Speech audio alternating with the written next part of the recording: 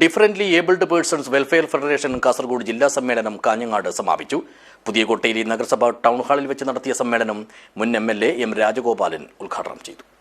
This news sponsored by Jyoti Institute of Medical Technology, Nityananda Building, Kanyangad.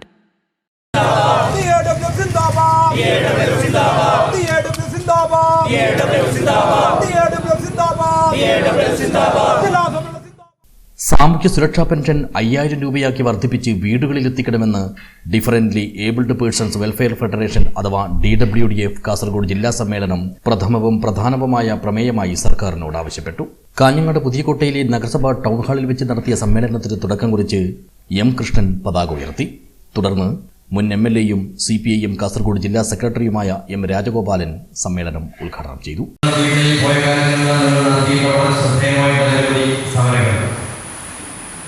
ആ സമരങ്ങളിലെല്ലാം ഫലമായിട്ട് കൂടി നമുക്ക് ലഭ്യമാകുന്ന സാമൂഹ്യ അംഗീകാരവും ഭരിക്കുന്ന ഭരണാധികാരികളുടെ വിഷയങ്ങൾ പരിഗണിച്ച് പരിഹരിക്കാൻ ആവശ്യമായ ചില ഇടപെടലുകൾ പോയ കാലങ്ങളിൽ നടന്നുകൊണ്ട് വളരെ അഭിമാനകരമായ ഒരുപക്ഷെ എയ്ഡഡ് മേഖലയിലെ ഭിന്നശേഷി നിയമനം ഒരു ചരിത്ര സംഭവം തന്നെയാണ്.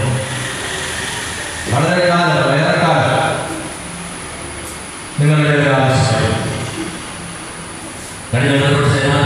ഗവൺമെന്റിന്റെ കാലങ്ങളിൽ ഇക്കാര്യങ്ങളുടെ അനുഭാവവും പരിഗണിക്കുകയും പരിഹരിക്കാനും ആവശ്യമായിട്ടുള്ള നിലപാടുകൾ സ്വീകരിച്ചു എന്നതാണ്.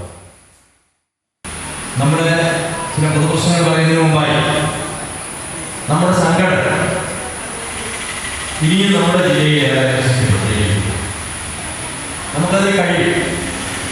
വേദിയിലായാലും സദസ്സിലായാലും വിവിധ മേഖലകളുമായി ബന്ധപ്പെട്ട് പൊതുപ്രവർത്തനം നടത്തുന്നവരും പൊതു രാഷ്ട്രീയ പ്രവർത്തനത്തെയെല്ലാം നല്ല രീതിയിൽ പരിഹരിക്കപ്പെടുന്നവരുമാണ് ഈ വേദിയിലും സദസ്സിലുമായി വേണ്ടുന്ന പ്രവർത്തകന്മാരും.